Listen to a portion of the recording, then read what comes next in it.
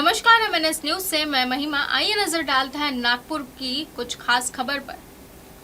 खापरखेड़ा में नाबालिग छात्रों से छेड़छाड़ का मामला, पुलिस ने दर्ज की FIR। क्षेत्र में महिलाओं और बालिकाओं की सुरक्षा पर एक बार फिर सवाल खड़े हो गए हैं।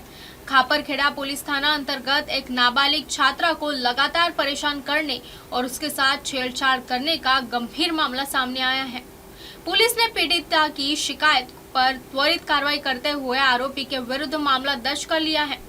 पीड़िता के बयान के आधार पर खापरखेड़ा पुलिस ने आरोपी के खिलाफ भारतीय न्याय संहिता BNS और पॉस्को एक्ट की तहत धाराओं के तहत मामला दर्ज किया है। अभी काफी कुछ बाकी है, मिलते हैं ब्रेक के बाद।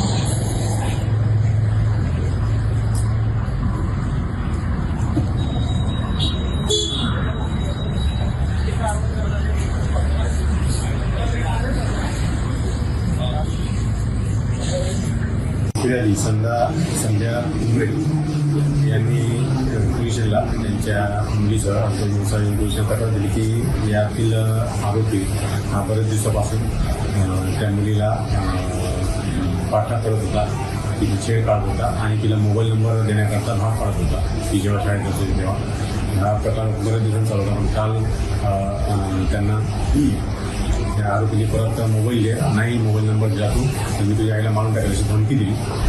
त्यामुळे त्या फिर्यादी आणि त्यांची मुलगी घाबरल्या आणि त्यांनी पोलिसांना त्याबाबत तक्रार दिली। त्यांच्या तक्रारीवरून पोलिसांना आरोपी विरुद्ध गुन्हा दाखल करण्यात आलेला आहे।